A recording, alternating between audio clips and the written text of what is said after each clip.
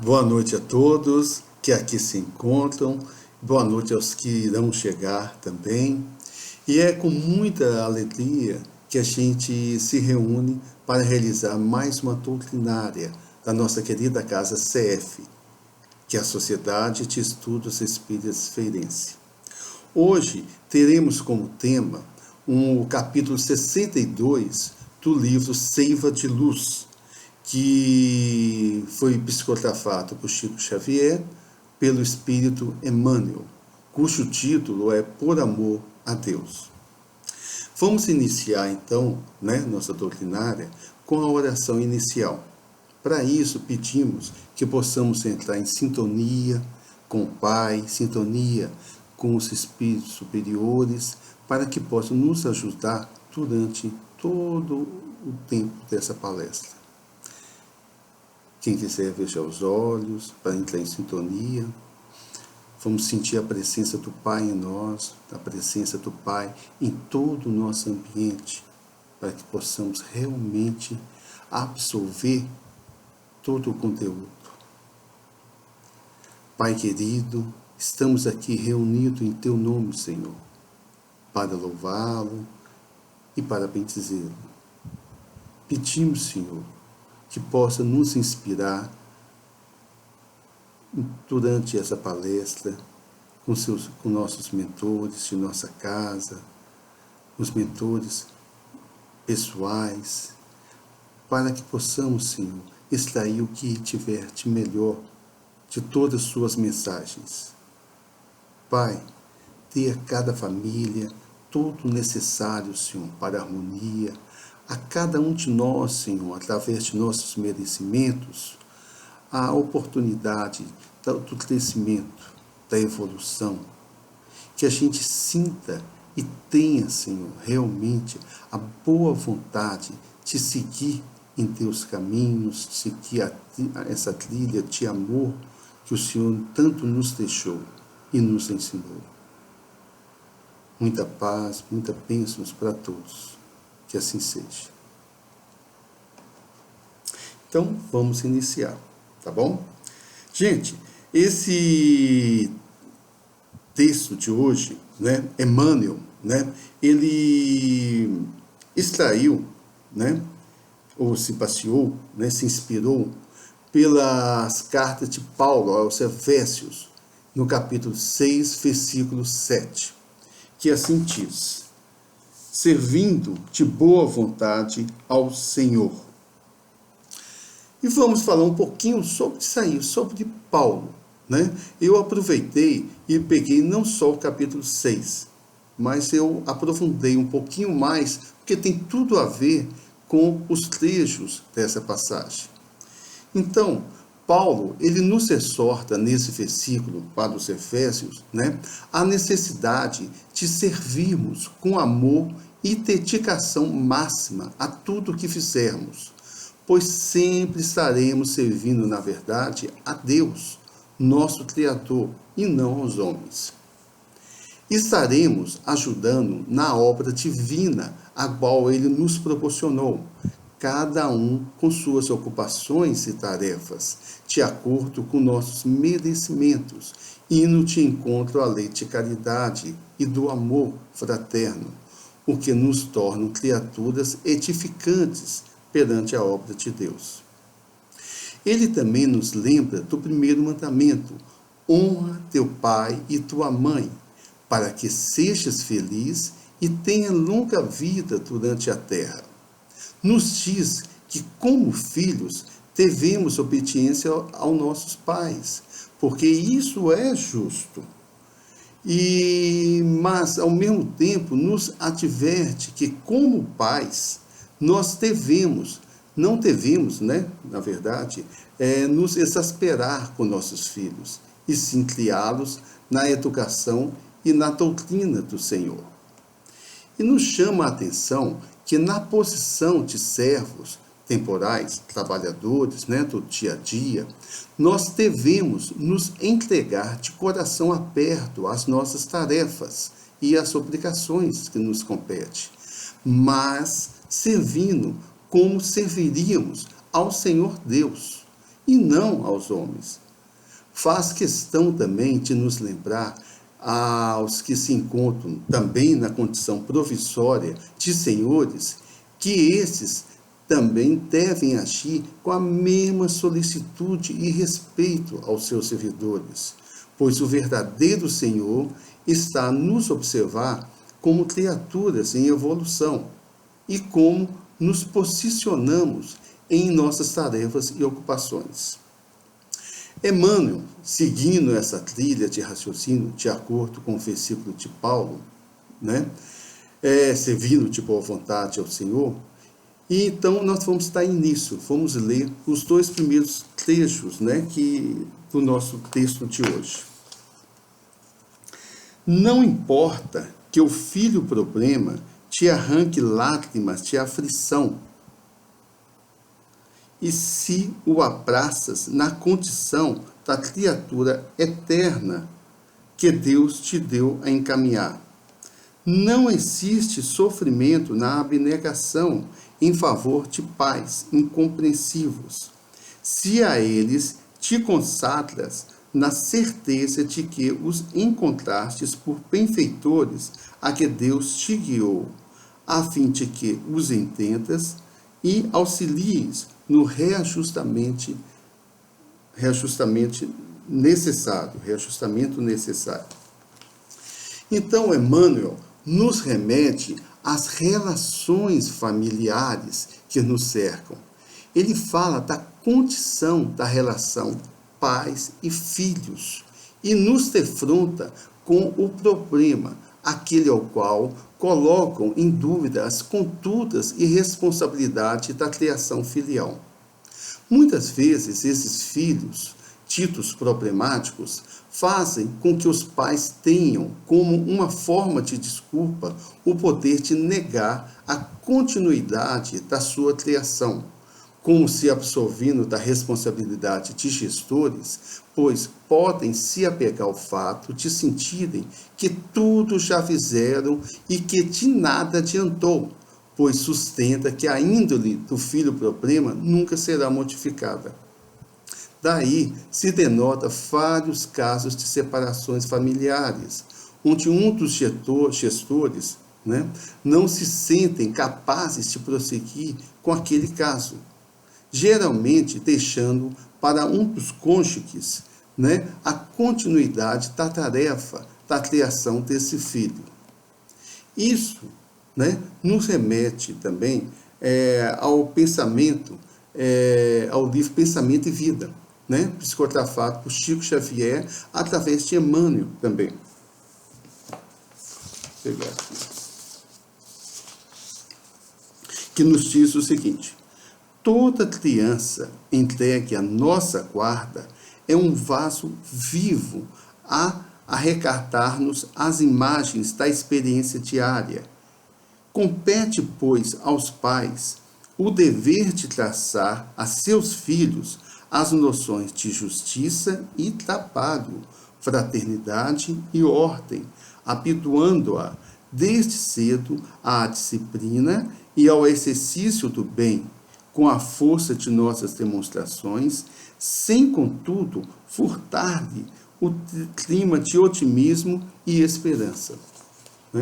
Eu achei muito bonito a comparação que o autor nos dá sobre o que seriam os filhos, um vaso a arrecadar, ou seja, a acumular, a colher as imagens das experiências de seus pais. Daí a importância da observação dos deveres dos responsáveis durante a criação de seus rebentos, seus filhos. Muitos pais e mães se atropelam durante toda a vida, preocupados e ocupados em acumular bens e tesouros, deixando de dar o principal, que seria a presença e os bons exemplos aos seus filhos. Um dos caminhos para transformar um quadro de desespero perante um filho rebelde, que se desviou do caminho planejado ou desejado por seus pais, é ter com fé, e sentir que aquele ser o qual está ali fazer chorar ou sacrificar dias interruptos de angústia, pode ser justamente a pessoa a qual a nós, você, mais solicitou a Deus, para que pudesse acompanhar durante a vida toda de sua jornada terrestre. E que assim, se comprometendo com o Criador, daria todo o seu apoio e resignação, pois saberia que ele dependeria de sua força, sua dedicação e determinação no seu acompanhamento, principalmente nos maiores momentos de turbulência. É ter certeza que, como pai e mãe, nunca estarão sozinhos, pois toda uma legião de espíritos benfeitores estarão a acompanhá-lo. Para isso, se torna necessário que suas atitudes e mudanças de padrões vibratórios estejam de acordo com o que almeja, pois de nada adiantará o desejo da transformação de um filho se os pais não fizerem também as suas mudanças morais. O que dizer dos filhos, então, que encontram pais incompreensivos para seus convívios e para seus desenvolvimentos? Nós vemos muitos casos de transtornos familiares onde os que deveriam ter a responsabilidade do controle e da educação familiar são exatamente os problemas dessa família. Pais que não aceitam suas condições de co-criadores e, através de hábitos deletérios, tentam insuflar a harmonia dos lares. Demonstram tendências nocivas através de atos de desonestidades perante a sociedade, levando a insegurança e vergonha para seus dependentes. Pais brutos e covardes que veem na violência única forma de constrangimento e sofrimento para seus familiares.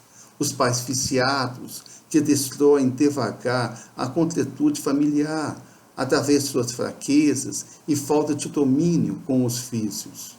Os pais promíscuos que não percebem a importância da retidão e transformação moral como estatutos primordiais para o crescimento saudável e espiritual de seus dependentes terrestres. E como é que esses filhos podem se posicionar perante tanta situação contraditória,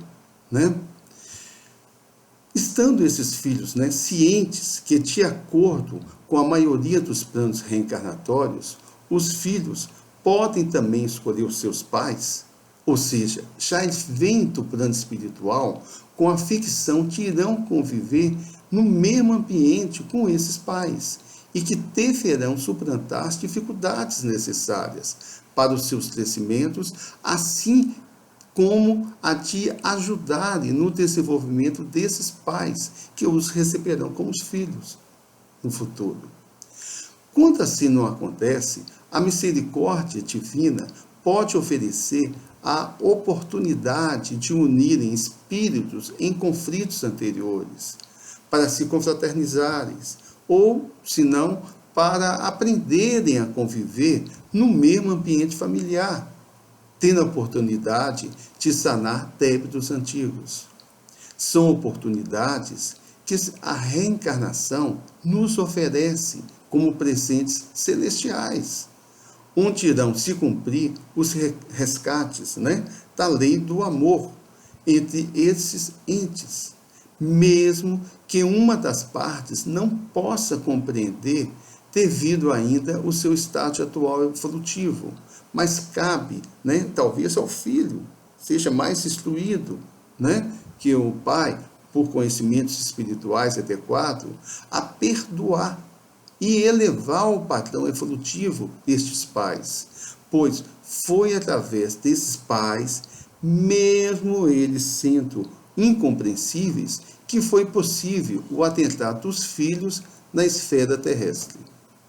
Joana de Ângeles nos presenteia com uma narrativa muito bonita, através do médium Divaldo Franco, no livro Constelação Familiar. Vamos ler aqui. A família é o resultado do largo processo evolutivo do espírito na extensa trajetória vencida por meio das sucessivas reencarnações. De inspiração divina, a família é a oportunidade superior no entendimento da vera fraternidade, de onde surgirá o grupo maior, equilibrado e rico de valores, que é a sociedade. Muito bonito, né? Jonas Angelo é fora de série. Então, gente, dando sequência ao nosso texto, né, por amor a Deus, vamos ler esses parágrafos, né, o terceiro e o quarto. Não há dor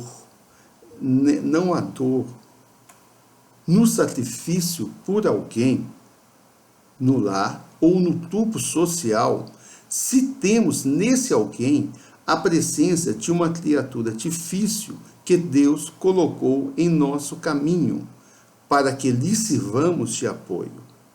Não existem lágrimas nos encargos de auxílio ao próximo, pastas vezes insadas de aversões gratuitas, se as acolhemos por serviço que Deus nos entrega, no qual se nos apagam os impulsos da personalidade, a fim de que nos transformemos em auxílio aos semelhantes.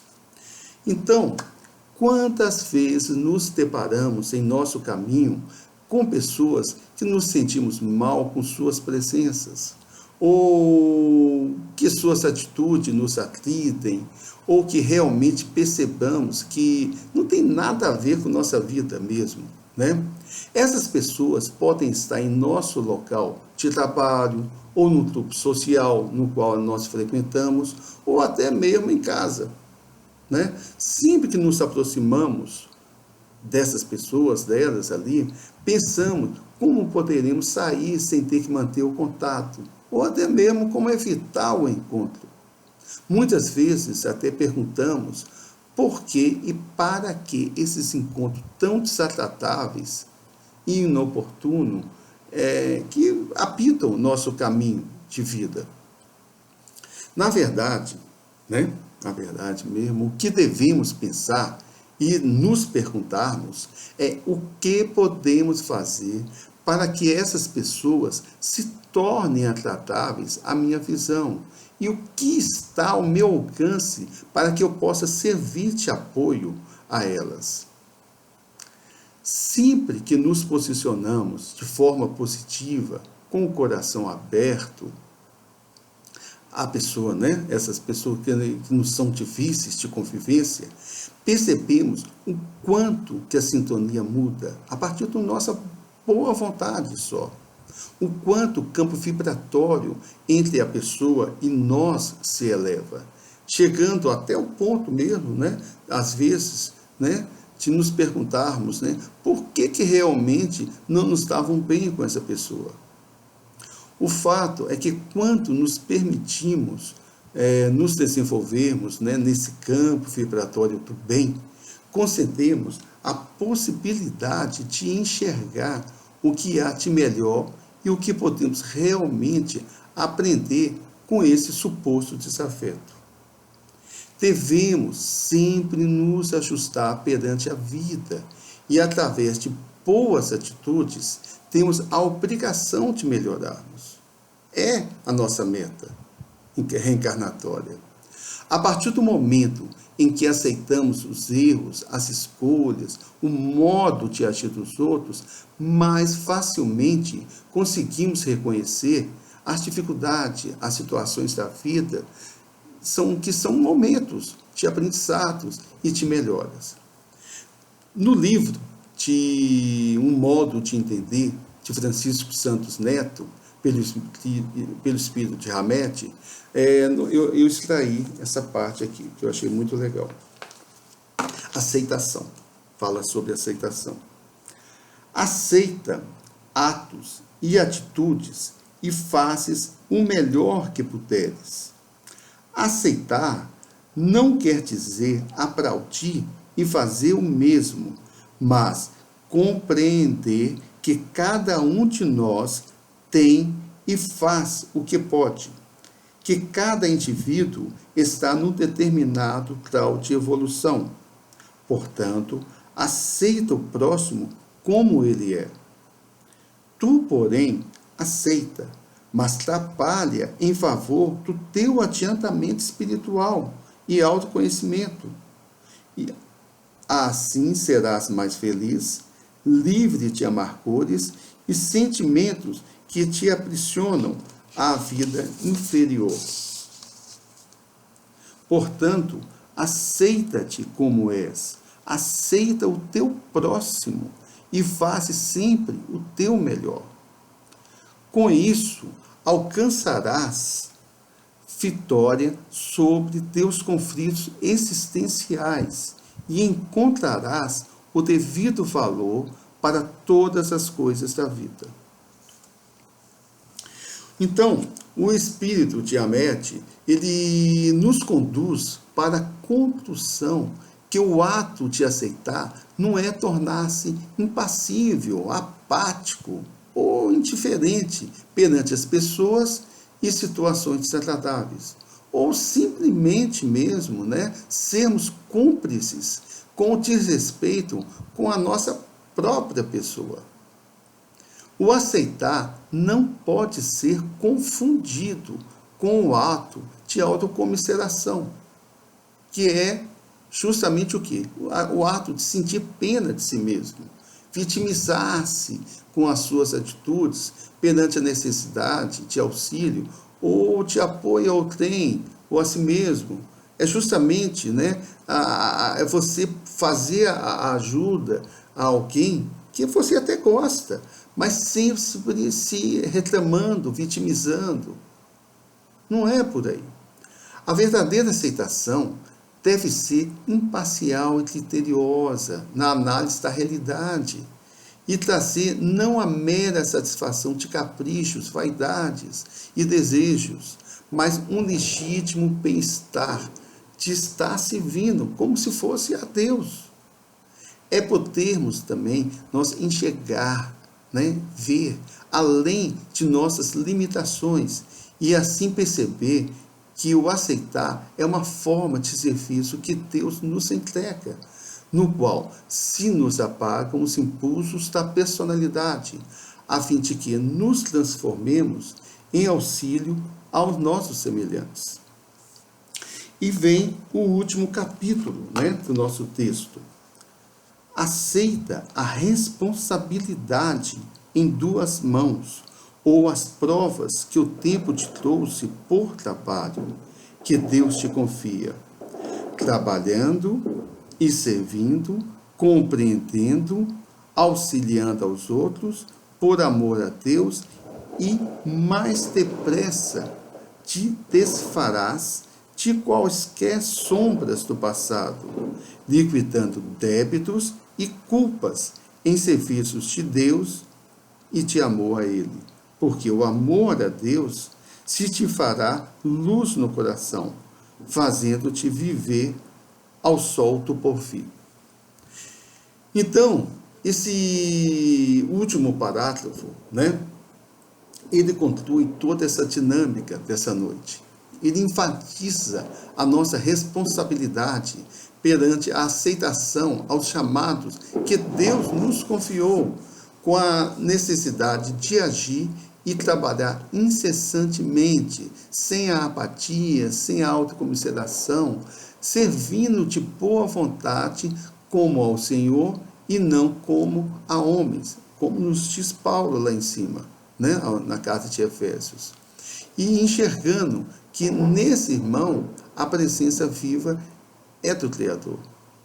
Dessa maneira, estaremos cumprindo nossas tarefas reencarnatórias, ao mesmo tempo resgatando débitos e culpas perante o amor incondicional do nosso Pai maior. E vamos finalizar essa nossa doutrinária retornando também aos pensamentos do espírito de Amete sobre aceitação, que nos induz a verdadeira dinâmica do aceitar com por amor a Deus. Assim diz, né? A continuidade. Aceitação é a prática da humildade, ou seja, o reconhecimento de que temos ainda muito o que aprender e crescer.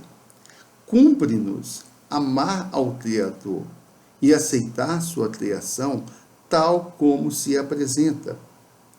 Toda a grandeza do universo, embora não a compreendamos integralmente ainda, toda a diversificação da criação nos diversos reinos da natureza estão contidas na aceitação. Bonito isso, né? Nela incluímos nós mesmos como somos. Nela respeitaremos sempre nosso semelhante, qualquer que seja sua condição evolutiva, sua posição na sociedade, sua crença, sua cor, sua raça, seu sexo, sua idade. Eu achei muito bonito isso aqui, vou até repetir. Toda a grandeza do universo, embora não a compreendamos integralmente ainda, toda a diversificação da criação nos diversos reinos da natureza estão contidas na aceitação. Então, né, é justamente se comportar, vamos falar assim, né, perante a Deus, né, com aceitação, mas não a aceitação passiva, essa aceitação apática, essa aceitação que nos desprende de exercitar o raciocínio, nos desprende de exercitar a nossa dinâmica mesmo de vida, que é o trabalho, através da caridade. Então, tudo que fizermos, que possamos fazer realmente em devoção, em amor a Deus. É enxergar no irmão, né, todo o potencial divino que ele possui. E que estejamos sempre prontos, principalmente numa época dessa de pandemia, que estejamos dispostos não a criticar, não a rejeitar, não a menosprezar, mas que possamos agir, atuar, né, como verdadeiros cristãos que somos, né? Gente, eu agradeço muito essa oportunidade, agradeço aos mentores, né, que nos inspira tanto, agradeço a possibilidade de poder comunicar com vocês um tema tão bonito, que eu achei muito bonito esse tema. Então faremos a nossa oração final em agradecimento e que todos possam sempre acompanhar, né, essas lives que permanecerão, né, por um bom tempo ainda, e que todos fiquem em paz. Pai querido, Pai amado, muito obrigado, Senhor, por ter estado aqui com essas pessoas queridas, por ter tido o privilégio de passar um pouco de conhecimento adquirido através de tantos livros maravilhosos que o Senhor nos envia por seus espíritos superiores. E pedimos, Senhor, que possamos ter sempre essa compreensão do aceitar com amor, do aceitar com trabalho, do aceitar com a devoção de filhos amados que sabemos que somos por Ti. Que possamos ser realmente coadjuvante da Sua criação. Que possamos estar presentes nessa encarnação, Senhor, evoluindo cada dia mais e podendo ajudar a todos a evoluírem também. Que assim seja. Meus amigos, muito obrigado e uma excelente noite para todos nós, tá bom? Abraço, gente. Tchau.